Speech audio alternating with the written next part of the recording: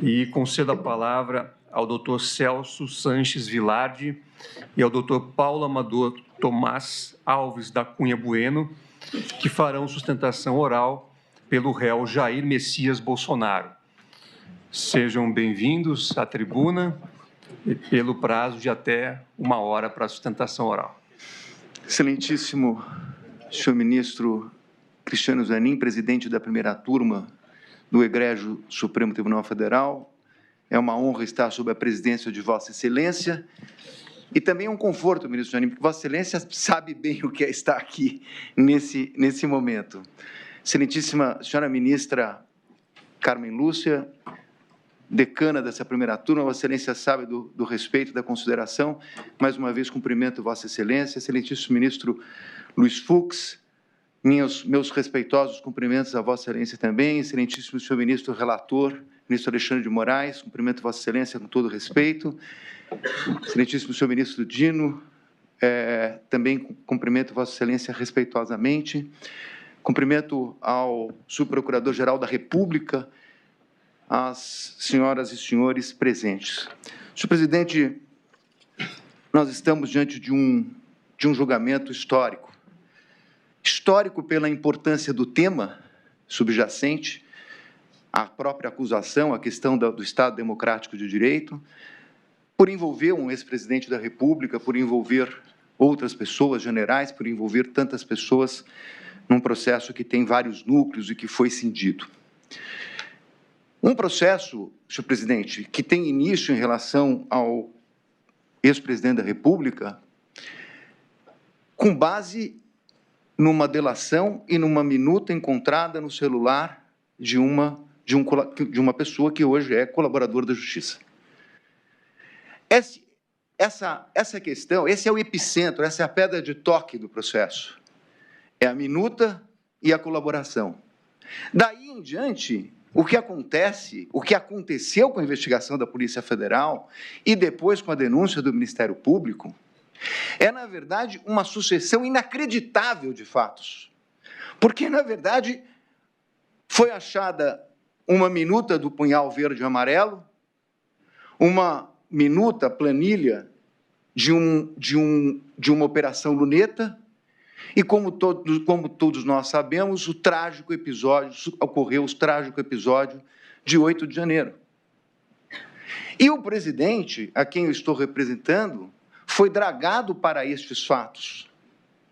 Presidente, eu vou demonstrar cuidadosamente, tratando da questão da minuta, ele não atentou contra o Estado Democrático de Direito. E não há uma única prova, eu vejo aqui os advogados trazendo, olha, esse papel, essa minuta, essa questão, esse depoimento, não há uma única prova que atrele o presidente a punhal verde e amarelo, a Operação Luneta e ao 8 de janeiro. Aliás, nem o delator, que eu sustento que mentiu contra o presidente da República, nem ele chegou a dizer participação em punhal, em luneta, em copa, em 8 de janeiro. Nem o delator, não há uma única prova. E como eu vou salientar aqui, com todo respeito, e, senhor presidente, eu advogo aqui há muito tempo, eu vou fazer críticas que um advogado tem que fazer, mas sempre com respeito. Mas eu vou comprovar que a denúncia proposta sobre o crime do contraditório, o Ministério Público sequer fez prova sobre o crime do contraditório a respeito desses fatos. Não há prova, eu vou tratar disso. E vou tratar também, senhor presidente, de um processo que é histórico, é difícil, e é tão difícil e foi muito complicado para a defesa, pesa dizer. Eu sei que já está decidido, mas a defesa, desde o princípio, entendia que a competência não deveria ser da Suprema Corte. Sendo, seria do Pleno. Essa matéria já foi definida, não vou tocar no assunto. Mas houve, efetivamente, com todo respeito, um cerceamento que eu vou demonstrar à luz dos entendimentos do próprio Supremo Tribunal Federal. Além disso, senhor presidente, nós temos uma delação que eu também vou também colocar, que, na verdade, alguém chamou aqui de uma jabuticaba. Não é uma jabuticaba, com todo respeito ao doutor Demóstenes. É muito mais grave, porque a jabuticaba existe aqui no Brasil. A delação, da forma como está sendo proposto nas alegações finais do Ministério Público, não é uma jabuticaba, é algo que não existe nem aqui, nem em nenhum lugar do mundo. Porque, na verdade, o que está se pretendendo aqui é reconhecer uma parcial falsidade da delação e, ainda assim, fazer um aproveitamento dela diminuindo a pena. Não é isso que diz o legislador, como eu vou comprovar. A quantidade de pena é em relação à quantidade de colaboração das provas que o colaborador traz para os autos para sustentar uma eventual condenação. Mas não é, na verdade, uma parte da pena em função de ela ter uma parte de omissões ou contradições. Omissão ou contradição é algo que deve anular a colaboração. Ela não pode ser aproveitada. E é esse tema que eu vou falar. E um processo difícil, senhor presidente, porque nós chegamos aqui efetivamente com o ministro Dino saiu um pouquinho, mas eu outro dia vi um corte no Instagram dele que ele disse que nunca teve tanto jurista no país de Instagram, de internet. Eu nunca vi tanto jurista na área penal. Nunca, todos eles com uma opinião própria a respeito de uma condenação sem conhecer o processo. Então, na verdade, chegamos aqui, senhor presidente, com uma carga de uma parte da população e desses, aspas, juristas, tratando de uma condenação sem conhecer os autos. Então, são esses juristas, estava falando aqui, ministro, da fala de Vossa Excelência a respeito dos juristas. Eu ouvi Vossa Excelência e não vou processá-lo. Pode ficar tranquilo. Eu estou de acordo com Vossa Excelência. Eu percebi. Então, com base nesses princípios, senhor presidente, eu vou tentar fazer aqui um resumo da defesa que já foi apresentada a Vossas Excelências. Começando pela questão do cerceamento de defesa. O meu colega que me antecedeu colocou até na tela, até de uma maneira bastante propícia, porque foi daquela forma mesmo que nós recebemos as provas. Desde o início, desde o primeiro momento, desde a minha primeira manifestação, eu tenho pedido as provas que estão no processo. Eu não nego, aliás, eu já disse isso na primeira sustentação aqui, que as provas eleitas pela Polícia Federal, as provas eleitas pela denúncia foram colocadas nos autos e estão à disposição dessa defesa e de todas as defesas. Mas a pergunta que se faz é, que prova é essa? É o recorte de trechos de WhatsApps, conversas de WhatsApps, documentos como um papel, uma agenda, que foram localizados em computadores. São dezenas e dezenas e dezenas de computadores. São dezenas e dezenas e dezenas de celulares. São milhares de documentos apreendidos na sucessão, porque vamos lembrar que nós não estamos falando de um processo. Esse processo reúne uma sucessão de investigações com buscas, diversas buscas contra as dezenas de pessoas, algumas aqui processadas, outras que nem processadas foram. Portanto, ministro, nós temos um conjunto de prova apreendida, que ficou à disposição por anos com a Polícia Federal, que tem um sistema para fazer pesquisa, que tem efetivamente meios técnicos para saber conversa por palavra, por tema. E nós pedimos essa prova. Ela não veio antes do recebimento da denúncia. Vossas Excelências determinaram que ela deveria vir após o recebimento da denúncia. E ela começou a vir. Numa terça-feira, com a instrução que começaria na segunda. Só para lembrar, a instrução aconteceu entre o dia 19 de maio e o dia 2 de junho. Pouco mais de 10 dias. Na quarta-feira, começa a receber por meio daqueles links da Polícia Federal a remessa. Sábado, recebe-se um novo e-mail. O processo ainda estava em curso. E nós tínhamos um interesse especial em receber a prova do general Mário Fernandes. Por quê? Por conta do punhal verde e amarelo. Esse era o interesse da prova. E estamos recebendo material, e muito material. 70 teras. 70 teras. Quando nós estamos terminando a instrução, no dia 17 de maio, a gente recebe um e-mail dizendo que tinha uma falha na questão do arquivo do general Mário Fernandes. Está nos autos, eu fiz até a foto do e-mail que eu recebi da Polícia Federal. Já tinha acabado a instrução. As portas do interrogatório nós agravamos. Os agravos não foram processados. Fiz uma questão de ordem. Houve entendimento por parte do ministro de que isso não é prova, porque não está nos autos. Com todo respeito, a prova é da defesa. O juízo de valor sobre a prova é de Vossas Excelências. A defesa tem o direito de colocar o contexto dessa prova. Eu separei aqui, ministro, para não tomar mais tempo com relação a esse tema, mas de uma forma muito simples, um julgado de agora, de julho, numa reclamação julgada pelo ministro Gilmar Mendes. Como Vossas Excelências sabem, como eu estou falando aqui para o público, reclamação é, na verdade, algo que se concede no Supremo Tribunal Federal em função da reiterada jurisprudência do Supremo Tribunal Federal. E o ministro Gilmar Mendes diz aqui com todas as letras, não cabe ao delegado, ao promotor e ao juiz estabelecerem quais provas a defesa tem o direito de ver. E só para lembrar, o que nós estamos falando aqui nessa reclamação é que não tinham juntado vídeos e fotografias.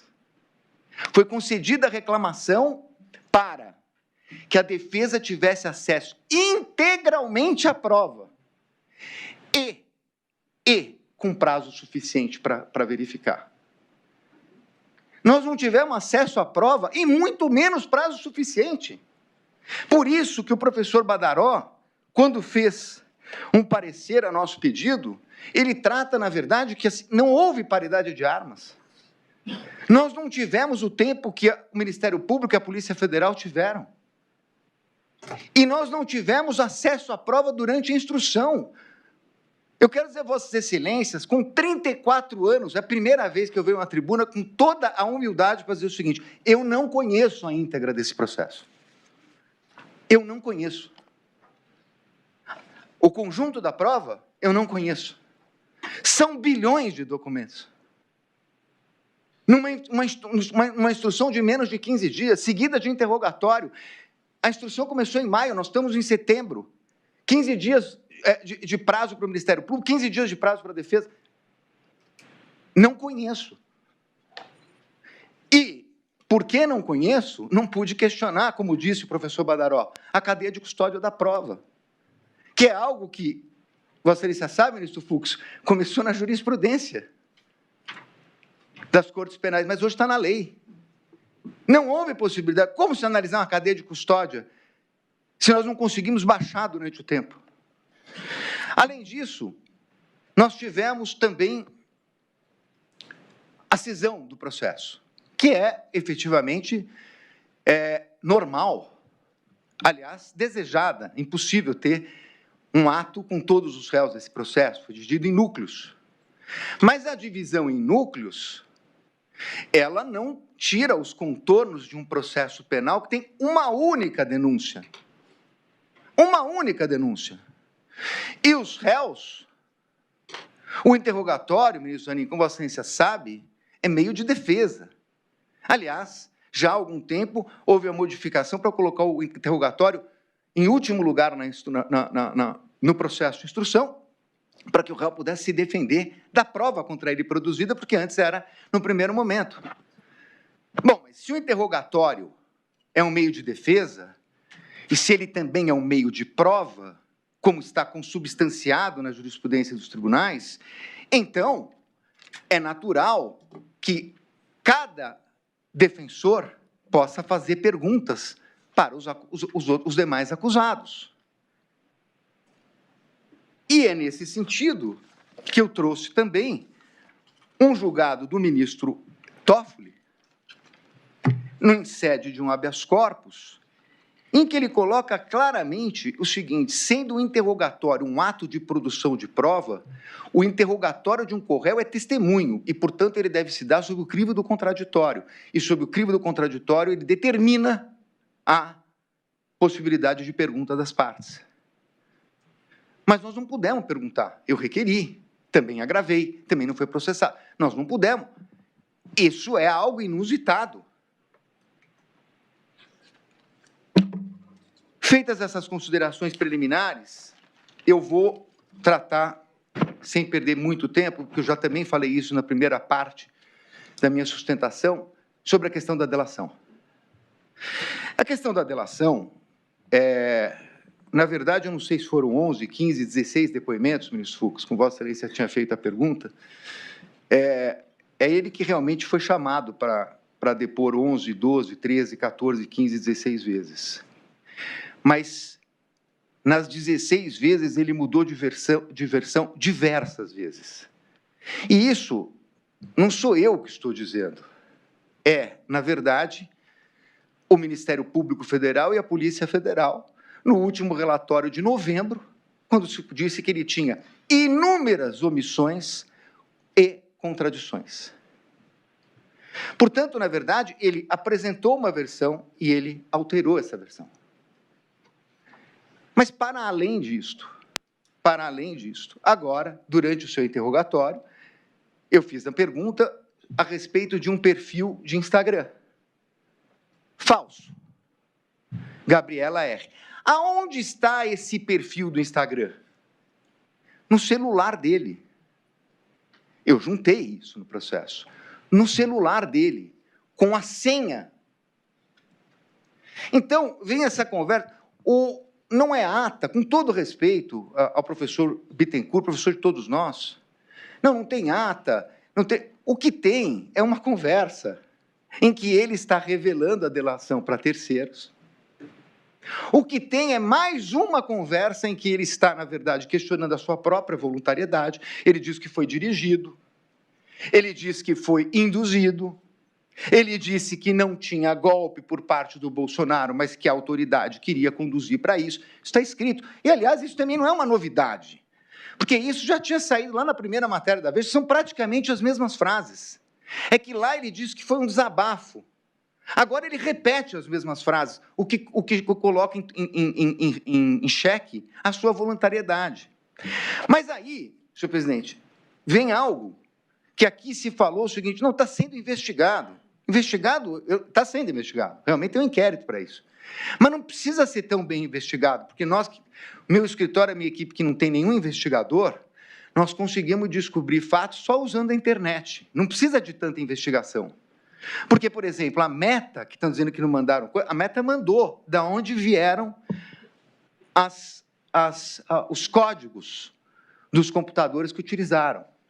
A Meta disse quem abriu o perfil. Perfil falso, tratando de delação com o advogado do processo. A Meta diz de onde vem. Foi aberta por um e-mail que pertence ao colaborador. Um e-mail que pertence a ele há mais de 10 anos. A Meta também diz, ela não é uma quebra de sigilo, mas a Meta dá lá o número, perdoe a minha ignorância, eu não sei o nome se é código, enfim, tem um código que a Meta manda que você coloca na internet para saber o seguinte: de onde veio? A internet não diz, efetivamente, veio aqui do celular do Celso, que está no Supremo, mas ela dá a localização aproximada. Da onde veio essas mensagens? Do condomínio do colaborador. Do condomínio do colaborador. Então, que conversa é essa? Aí, é perguntado, é chamado, antes do julgamento, o senhor tem esse perfil? Não, eu não tenho. O que foi isso? Uma montagem. Não, não é uma montagem. O celular é dele, ele que criou esse perfil. A localização da casa dele é a que manda os sinais eletrônicos. E mais do que isso, a senha e o perfil estão colocados no celular dele, que foi apreendido lá atrás, não é de agora. Então, a prova que ele usou isso, ela é absolutamente indiscutível. Se vão fazer investigação para punir alguém, isso eu não sei. Agora, o que mostra isso? Que esse homem não é confiável. É tão simples quanto isso. E aí, o que temos, na verdade? Porque eu estou ouvindo, seja pela imprensa, seja em todos os lugares, tratar-se o seguinte: não, a prova independe do colaborador. A Polícia Federal tem todas as provas. Ora, o colaborador ele era importante antes de ser desmoralizado. Agora que ele está desmoralizado porque pego na mentira pela enésima vez. Não é pela primeira vez, pela enésima vez.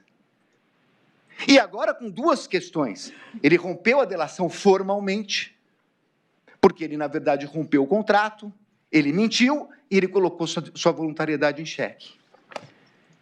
Mas, da onde surge, e aí vamos falar da questão da minuta, da onde surge a questão de prisão de ministros e prisão do ministro Alexandre de Moraes? Do depoimento dele. A denúncia reproduz isso. A denúncia fala: confirmou o ajuste realizado por Jair Bolsonaro, que mantinha a prisão do ministro Alexandre de Moraes. O tal do enxugar a minuta é do delator. Isso não sou eu que estou dizendo, é a denúncia. Estou citando aqui especificamente a denúncia. Confirmou que recebeu de Felipe Martins a minuta do decreto que detalhava os considerandos. De acordo com o que ele fez adiante, ajustes na minuta, submetendo apenas a prisão do ministro Alexandre de Moraes. Isso aqui é a acusação do Ministério Público, isso aqui é a denúncia. Então, não dá para dizer que ele não tem importância, porque da onde tem essa história de prisão? Mas eu vou adiante.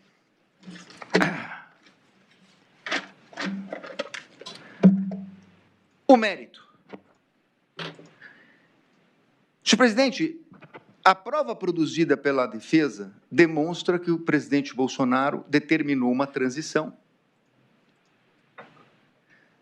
A prova determina que ele, além de determinar uma transição, ele autorizou. Eu acho essa questão muito importante. O novo ministro da Defesa estava tendo dificuldade para falar com os comandantes militares. Em dezembro, no início de dezembro, os comandantes não estavam atendendo o então nomeado ministro da Defesa pelo presidente Lula. Ele liga para o presidente Bolsonaro, que não só o ajuda, como determina que ele fosse recebido para fazer o quê? A transmissão do cargo que aconteceu em dezembro. Todas as testemunhas, o governador de São Paulo, senadores, deputados, falam a respeito da transição, que foi efetivamente determinada. Essa é a prova dos autos. Mas nós temos aqui uma acusação, que eu disse no início, que é uma acusação contraditória. Eu já vi, ministro Zanin, Vossa Excelência, tantas vezes quanto eu, que nós sabemos que existe um princípio que a denúncia não pode conter acusações alternativas. Mas nós também sabemos que, embora não possa ter acusações alternativas, elas não são tão raras, elas não são tão incomuns, elas acontecem. E por uma questão até de objetividade, de garantia do processo, não se anula toda denúncia que tem uma acusação alternativa. Deveria, mas não ocorre. O ponto aqui é que nós não temos uma denúncia alternativa, nós temos uma acusação alternativa, que, na verdade, consta aqui, foi reproduzida pelo eminente professor Paulo Gonet. Diz a denúncia: o golpe não se consumou, uma vez que, não obstante tentado e insistentemente pelos denunciados, não obteve a adesão dos comandos do Exército e da Aeronáutica, o empenho em cooptá-los para o empreendimento criminoso e, portanto, para consumar o golpe, assumiu diversas formas envolvendo ataques virtuais aos militares de alta patente que mantiveram, enfim, as Forças Armadas fiéis à vocação democrática. O golpe tentado não se consumou pela fidelidade do Exército, não obstante o desvirtuamento de alguns de seus integrantes. Pois bem, se nós estamos falando numa tentativa não consumada, que eu estou lendo aqui, até porque eu considero essa palavra tentativa inapropriada no crime de atentado, mas, de qualquer maneira, se nós estamos falando de não se consumou por questões dos militares, então nós estamos tratando claramente de 7 de dezembro, da reunião de 7 de dezembro. Claramente a respeito da reunião de 7 de dezembro. Mas, enquanto isto,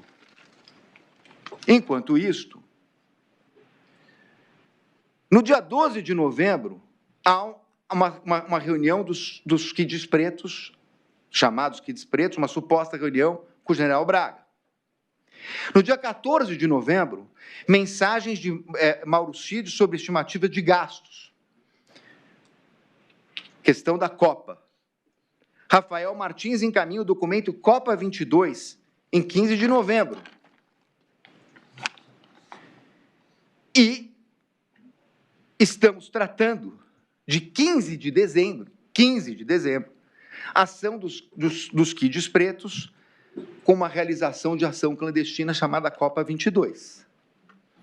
Bom, então, nós precisamos definir em algum momento, já que isso aconteceu na denúncia e agora acontece nas alegações finais, qual o plano que o presidente tem que se defender.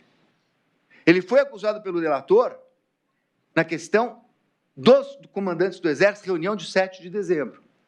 Mas se não se consumou, palavras do Ministério Público, quando se diz que não consumou? No dia 7 de dezembro. Isso foi insistentemente obtido na instrução, inclusive na oitiva do general e do brigadeiro. Se em 7 de dezembro não se consumou, porque o Exército não teria respaldado a tal ação, o que estava acontecendo no dia 15 de dezembro?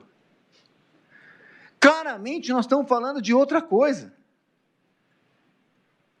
Então, se a acusação levou uma minuta, como disse o procurador, que eu vou provar que não é uma minuta, para os comandantes do Exército, e eles não apoiaram, e aí, portanto, não teria tido o golpe, o que estava acontecendo no dia 15 de dezembro? Aonde está o 8 de janeiro? Porque, então, na verdade, nós estamos falando de sucessão. Era um golpe, passou a ser outro e passou a ser outro? Não é isso que está na denúncia. Eu estou demonstrando aqui no que está escrito. Aliás, uma fala do procurador com data vênia, mas absolutamente contraditória, diz o seguinte: o golpe não se consumou pela resistência do Exército e da Aeronáutica, mas atingiu seu auge, aspas, atingiu seu auge com a perseguição de pessoas. Bom, mas se ele não se consumou, como é que ele atingiu seu auge?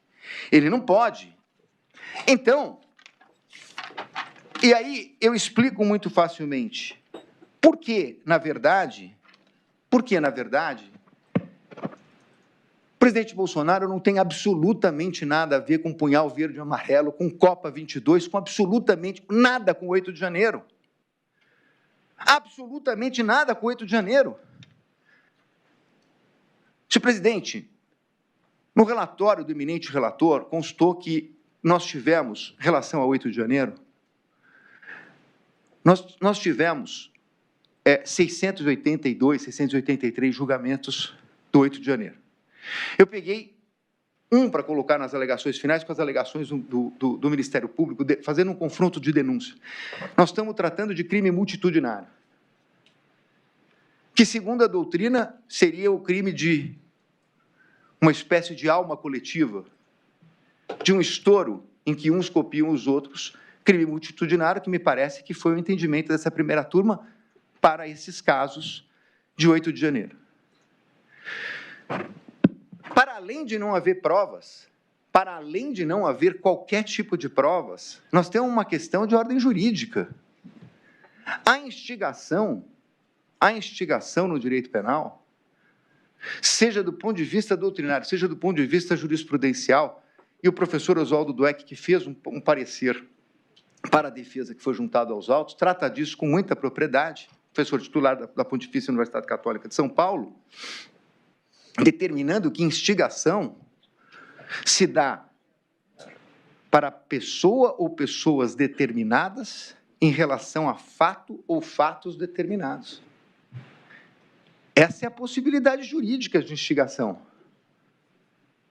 Então, o Ministério Público, apesar de não falar diretamente, é outro problema da denúncia e das alegações finais, está acusando de uma instigação a ato de 8 de janeiro para pessoas indeterminadas e para fatos criminosos indeterminados.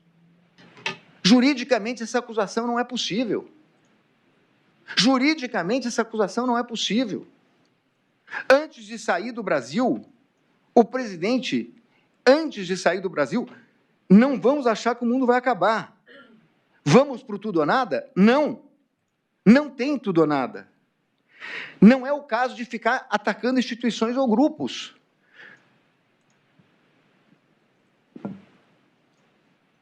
A tese da acusação é de que a criação do caos serviria, na verdade, a um golpe. Mas nós temos dois momentos. O primeiro momento pós as eleições, no início de novembro, no início de dezembro, com os caminhoneiros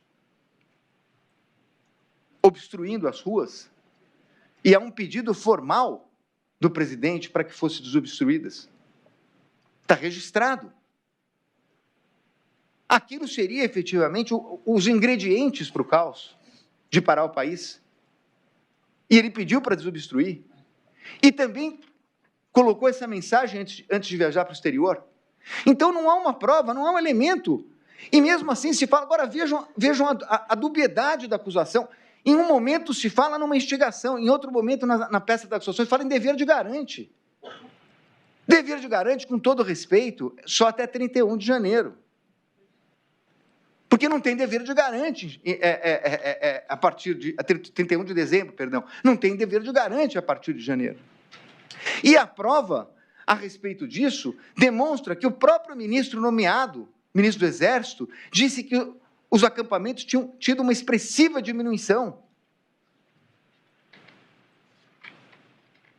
Não tem um e-mail, não tem uma comunicação, não tem uma pessoa que atrelhe o presidente ao 8 de janeiro, ao punhal, não tem nada.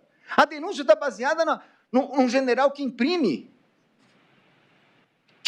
uma minuta no Palácio, e no mesmo dia vai ao Palácio do Alvorada. Essa é a prova. Não existe absolutamente nada. Esse caso vai crescendo. Ele vai crescendo para colocar o presidente no 8 de janeiro. 680 processos, mais de 500 acordos de persecução penal. O acordo de persecução penal não tem que falar a verdade? Aonde está nesses acordos que Bolsonaro é o instigador, o chefe? Instigação de pessoas indeterminadas. Então, senhores ministros, para terminar a minha parte, eu vou tratar daquela que eu considero a acusação inicial, a gênese da acusação. A palavra do delator, como eu já disse aqui, que é a questão da minuta, entre aspas. Em primeiro lugar, nós precisamos deixar algo absolutamente claro aqui. tal minuta é uma peça encontrada no celular do colaborador, que em seus depoimentos disse que não transmitiu a ninguém. Nessa peça há algumas digressões e um final que fala em GLO e estado de sítio. Peça que foi encontrada no celular do colaborador.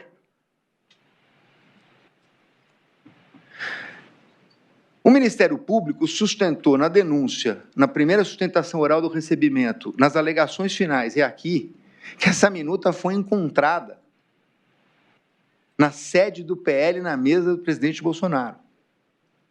Na época, foi feita, inclusive, uma ata notarial do Dr. Paulo, enviando para o presidente a tal minuta do CID, encontrada no celular do CID. Se ele tivesse, me parece que ele não precisava receber aquilo. Mas há uma ata notarial. E chega a ser pueril imaginar que ele foi para os Estados Unidos, voltou e deixou uma minuta na mesa. Ele, na verdade, tem uma conversa entre cliente e advogado que foi mandado para ele.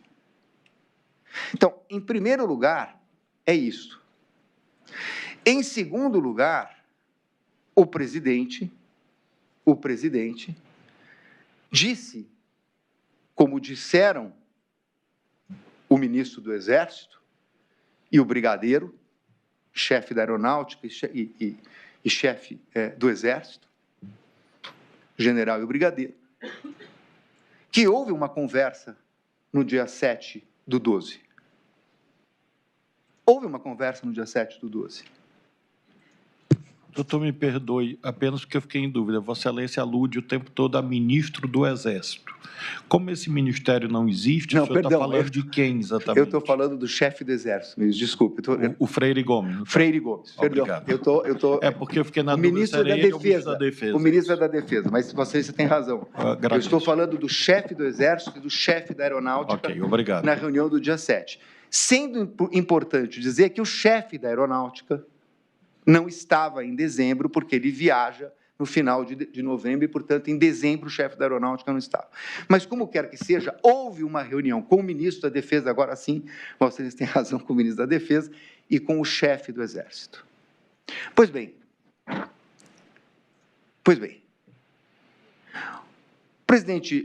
o ex-presidente Bolsonaro, no seu interrogatório, disse o seguinte, respondendo a perguntas do relator e da própria defesa, o senhor conversou com alguém a respeito de alguma medida? Sim, eu conversei sobre medidas constitucionais. Vossas Excelências poderão dizer, era cabível, como disse o Ministério Público, uma conversa a respeito de uma decretação de estado de sítio ou de GLO? Não, não era cabível. E não foi feita. Não foi feita. Daí a se dizer que houve modificação de minuta para prender, isso é a palavra do delator. Isso é a palavra do delator, isso não aconteceu. Então, senhores ministros, nós precisamos, com a importância que tem esse julgamento, tratar a respeito dos artigos que estão na denúncia, o 359 LM. Porque aqui o procurador está falando de um iter criminis distendido. Na verdade, é uma distensão que bate o recorde mundial, porque, na verdade, nós estamos falando de algo que nunca foi visto, de um iter criminis que dura mais de ano. Pois bem, ambos os artigos tratam de violência ou grave ameaça. Com todo respeito, como disse o professor Dweck, não é possível do ponto de vista jurídico. E agora, senhores ministros, eu vou encampar a tese da acusação. Encampar a tese da acusação. Da discussão de 7 de dezembro com o chefe do Exército, com o chefe da Aeronáutica, o ministro da Defesa, o da Aeronáutica não estava, mas eu vou encampar a tese do Ministério Público. O início de execução, nós estamos falando de um crime tentado, de atentado. E, portanto, na verdade, a mera tentativa é que configura a própria consumação do delito. Um crime de atentado. Mas esse crime de atentado não é porque de atentado que ele não tem o início de execução. Ele tem o início de execução. Ele tem o primeiro ato de execução. O que se quer, na verdade, aqui é dizer que a reunião, a live que deu margem à investigação do TSE, a reunião ministerial, a reunião com os embaixadores e a reunião de 7 de dezembro, estes fatos seriam, na verdade, o início de execução do crime de atentado. Mas sem violência e grave ameaça? Aonde está a violência ou grave ameaça? Dir-se-á, bom, mas se houver a violência física, a grave ameaça física, o golpe estará consumado. Mas não é por isso que nós não temos, porque qualquer delito no direito penal tem o início da execução. Nós temos que ter um início da execução. Então, diz o professor Dweck, teria que ser a assinatura, a concordância entre eles, a partir do que, mesmo antes de se pegar nas armas, existiria, pelo risco ao bem jurídico, o início da execução. Só que, senhores ministros, dizer que o crime de abolição do Estado de Direito começou numa live sem violência é subverter o próprio Código Penal. Compara-se a questão da fuga de presídio. O planejamento não é. É execução. Por mais detalhado que ele possa ser, é a execução da violência que efetivamente consuma o delito. Não é possível se falar em início da execução numa live do TSE. Aonde está a violência ou grave ameaça? E aqui, senhores ministros, eu quero chamar a atenção, para encerrar a minha fala, para dizer o seguinte: a legislação brasileira, ela não é exclusiva, ela tem congêneres no mundo. Os americanos têm uma legislação em relação à preservação do Estado democrático, Portugal tem, a Alemanha tem, o Brasil tem. E, admitindo a tese do Ministério Público como se verdadeira fosse, nós não estaríamos além de atos preparatórios. E quero dizer a Vossa Excelência, que Vossas Excelências bem sabem, ministro Dino, que já foi do Congresso Nacional, governador, e agora ministro, ministra Carmen Lúcia, que está no TSE, acompanha todas as questões legislativas, foi discutida a questão aqui no Brasil dos atos preparatórios. Nos Estados Unidos existe a questão da conspiração. Em Portugal, os atos preparatórios. Na Alemanha, os atos preparatórios. Atos preparatórios sem violência. E o Brasil analisou isso no Congresso. Mas, por uma opção legislativa, eles não foram tipificados. Está no projeto de lei. Portanto, se alguém dissesse a reunião com os embaixadores, a reunião de 7 de dezembro, tem que ser considerado um ato preparatório, mas isso fere o princípio da taxatividade, a pedra de toque do direito penal. Não se pode punir um ato preparatório.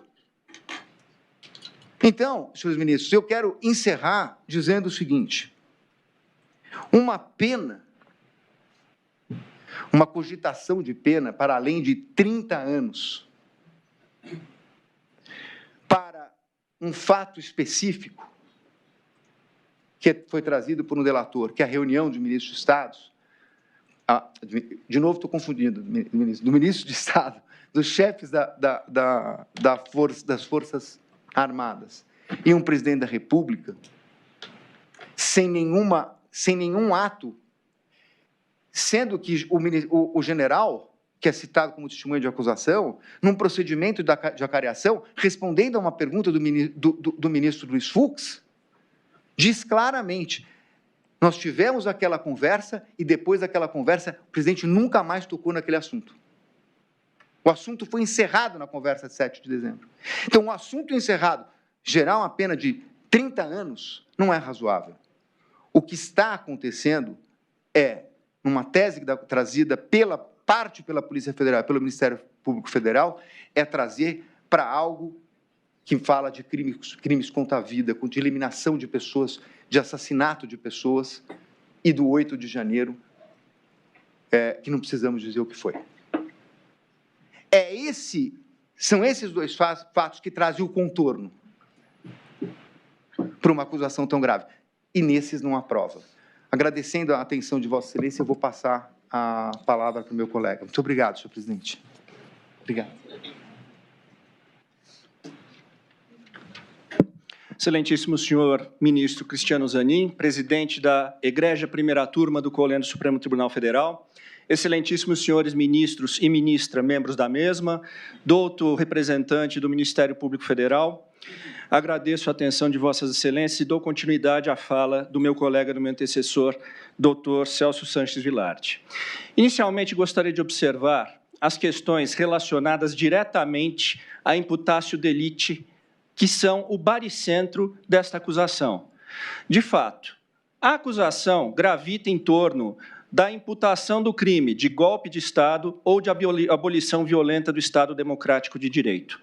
Ambos esses delitos, excelências, eles têm, na sua configuração, na sua elaboração, no seu enunciado do tipo penal, um traço comum, que é a forma vinculada. Ambos exigem que a conduta seja desenvolvida só e somente mediante atos de violência ou grave ameaça. Essa exigência, ela representa, na essência, uma garantia ao próprio cidadão, especialmente em crimes de conteúdo político, como no caso vertente. E isso por quê? Vejam, Vossas Excelências, temos ali o crime de golpe de Estado. Tentar depor, mediante violência ou grave ameaça, o governo legitimamente constituído. Se nós subtraíssemos essa oração explicativa, onde é colocada a violência ou grave ameaça como conduta pré-estabelecida, teríamos um tipo penal redigido da seguinte forma: tentar depor o governo legitimamente constituído. Ou seja, teríamos um tipo penal extremamente aberto e com uma perigosa amplitude, notadamente em delitos políticos. Nós sabemos que em situações como essas, em que o tipo penal não obedece ao princípio da certeza, corolário do princípio maior, que é o princípio da legalidade, ficamos sujeitos a, em momentos de instabilidade política, vermos um tipo penal transformado em arma. Imagine, Excelência, se tivéssemos o tipo penal desconsiderando essa forma vinculada, estaríamos sujeitos a processar e condenar indivíduos que fossem se manifestar pelo pedido de impeachment de presidentes da República, como aconteceu no passado. O Código Penal soviético, é conhecida essa história na doutrina de direito penal, previa um tipo penal exatamente desta forma, atentar contra o Estado soviético. E é conhecida a história, Jiménez de Assua conta, do indivíduo que foi processado e condenado sob essa acusação simplesmente por urinar na parede do Kremlin. É extremamente perigoso que desvinculemos, e o que a denúncia hoje tenta fazer é desvincular a forma vinculada que o delito estabeleceu como garantia ao cidadão. Ora, aonde está? Por mais que nós tenhamos aqui uma denúncia exaustiva, estendida, que vai, que vem, que utiliza e emprega adjetivos fortes, e foi o que se fez, não é possível tergiversar e acreditar que, em algum momento, há um elemento que aponte ao ex-presidente Jair Bolsonaro um ato violento ou um ato de grave ameaça, atendendo, assim, à exigência do tipo penal. Uma live realizada em 2021 é um ato violento ou uma grave ameaça? O protocolo de uma ação no Tribunal Superior Eleitoral é um ato de violência ou grave ameaça? Uma reunião com comandantes de forças, onde se discutiram mecanismos constitucionais, é um ato de violência ou grave ameaça? Evidentemente que não, excelências. O que a denúncia pretende, o que a acusação pretende, é emprestar uma expansão ao tipo penal que o legislador não deu. É alcançar fatos que o princípio da legalidade e da reserva legal não alcançaram. O que se está aqui, e aqui a minha fala tangencia a do Dr. Celso Vilardi, é pretender dar-se tipicidade, punir-se meros atos preparatórios. E em se tratando de crimes de empreendimento, onde temos a punibilidade do início de execução equiparada ao delito consumado, nós estaríamos, em última análise, punindo a tentativa da tentativa. Repito, os atos preparatórios só poderiam ser puníveis se o legislador expressamente assim o fizesse. E nós encontramos na nossa legislação essa técnica. Nos crimes de terrorismo, está lá a previsão. Criminalizaram-se os atos preparatórios aos crimes de terrorismo. Isto não aconteceu nos crimes contra o Estado Democrático de Direito. De sorte que emprestar-se uma expansão que em momento algum o legislador concordou é violar um princípio maior do direito penal, que é o princípio da reserva legal. De fato, me parece que o epicentro dos defeitos dessa acusação descansam efetivamente na questão da conduta que é imputada ao ex-presidente Jair Bolsonaro, numa distorção da forma com que é interpretado o tipo penal. Indo adiante aqui, se não considerarmos que esses fatos, nesse iter criminis estendido, são atípicos ou meramente atos preparatórios, se superarmos esta interpretação, esta linha de interpretação, é necessário ainda analisar-se a questão sob o ponto de vista do Instituto do artigo 15 do Código Penal.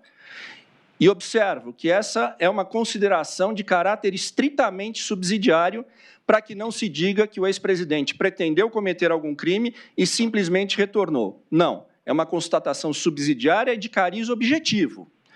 Vejam, Vossas Excelências, se a denúncia sustenta que o início de execução dos crimes apontados se deu por ocasião da reunião do presidente Bolsonaro no final de dezembro com os comandantes de força, não ministros, com os comandantes de força... Me perdoe, final de dezembro, qual reunião é essa?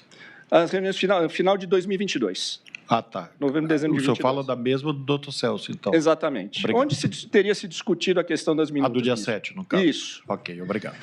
Se o início de execução se dá neste momento, é evidente, Excelências, que passa-se a considerar, é mister considerar, por que efetivamente não se foi adiante nisso.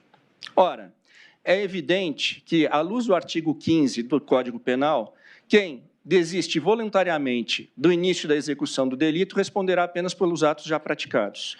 Está efetivamente, pela análise dos fatos posteriores a tal reunião, evidenciado que o ex-presidente, além de não pretender dar golpe de Estado, não teve nenhum intuito em ir adiante com o projeto criminoso apontado na denúncia.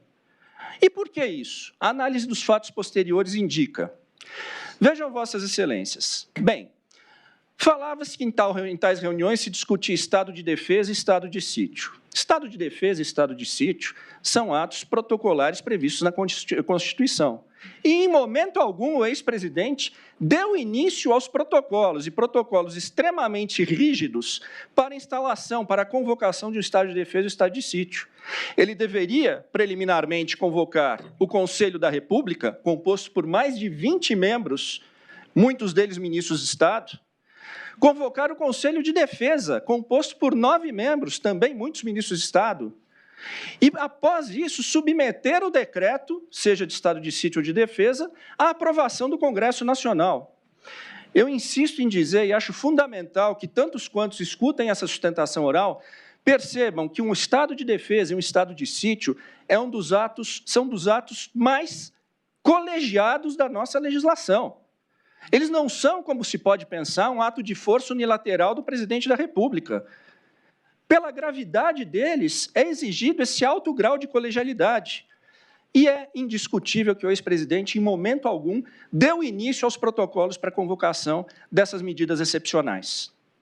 Ora, se não, e também, para além disso, não se tem um elemento que ateste que ele estava na iminência ou que pretendia fazê-lo. Não se tem um rascunho, não se tem um mínimo de identificação de que se pudesse, que se pretendesse adiante com isso. Ora, Em segundo lugar, a denúncia diz, não foi adiante porque o comandante do Exército e o comandante da Marinha não pretendiam, não aderiram a esse intento. Isso não seria um óbice ao presidente. Aliás, se fosse, não seria um óbice em primeiro lugar, porque Estado de Defesa e Estado de Sítio não são atos militares, são atos do Congresso. Mas se ainda se pensasse que isso seria um óbice, ele seria evidentemente facilmente superado. E superado de que maneira? É uma prerrogativa legal do presidente da República a nomeação e também a substituição dos comandantes militares. Está lá disposto expressamente, artigo 4º da Lei Complementar 97 de 1999. O que se quer dizer com isso? Bem, se o ex-presidente pretendia, de fato, decretar um estado de sítio ou de defesa e houve a reticência dos comandantes da Marinha, da Aeronáutica e do Exército, bem, ele não esgotou os meios para levar adiante, então, o seu intento original, porque bastava-lhe, mediante um simples despacho, substituir estes comandantes reticentes por nomes que previamente fossem aderentes a esse projeto. Não há, portanto, então, como sustentar que o referido projeto, ainda que imaginativo, não tenha ido adiante por fator alheio à vontade do ex-presidente. Ele teria mecanismos para, de fato, conduzir esse suposto projeto e não o fez. Em terceiro lugar, é importante também verificarmos, e parte disso o doutor Celso Vilardi já mencionou, que os atos posteriores do presidente foram totalmente voltados a desestimular seus apoiadores e seus eleitores a qualquer forma de não reconhecimento da vitória eleitoral do presidente Lula. Fez a passagem do comando, fez a transição da presidência de forma pacífica, inclusive nomeando os comandantes militares indicados pelo atual governo. Na sua live, no dia 30 de dezembro, e nós na Defesa insistimos muito, porque ela é bastante sintomática de que não havia esse espírito, o presidente foi enfático aos seus eleitores. Vamos respeitar as leis e as constituições. Bem, Excelência, chegando aos minutos finais da minha fala, é fundamental dizer-se que essa Suprema Corte hoje não lida com um caso trivial, com um caso comum, e que, no máximo, se tornará jurisprudência de destaque dessa Corte. Não. Nós estamos diante de um caso que, como todos os outros, porém mais do que qualquer um, exigirá a credibilidade da decisão dessa Corte. E essa credibilidade terá de ser exteriorizada pelo respeito ao devido processo legal, à ampla defesa, ao princípio do juiz natural, a imparcialidade objetiva e, principalmente, em uma decisão calcada em provas contundentes, em provas evidentes, e não simplesmente em narrativas ou suposições. De outra forma, se prescindir desse mecanismo, teremos aqui um julgamento que será inacabado, porque ele estará sempre submetido ao Tribunal do Povo, ao irrequieto Tribunal do Povo, e que certamente não poupará palavras em dizer, não, o que se está julgando aqui é um movimento político e não simplesmente uma liderança. Nós não podemos, em hipótese alguma, Excelências, permitir que entendam que a esta Corte ou este juízo terá faltado a atenção à gravidade desse caso e à falta de elementos que possam imputar ao presidente Jair Bolsonaro os delitos que lhe são direcionados na denúncia. Senhores ministros, não permitamos, em hipótese alguma, criarmos, neste processo, uma versão brasileira e atualizada do emblemático caso Dreyfus. Curiosamente, também capitão de artilharia, curiosamente acusado de crime contra a pátria, curiosamente condenado com base num rascunho de documento apócrifo, curiosamente teve seu exercício de defesa constrangido em determinada altura, e, inegavelmente, um dos casos que representa uma cicatriz na história jurídica do Ocidente. Senhores ministros, a absolvição do presidente Bolsonaro é imperiosa para que não tenhamos a nossa versão do caso Dreyfus. Muito obrigado. Agradeço aos doutores Celso Sanches Vilardi e Paulo Amador Tomás Alves da Cunha Bueno.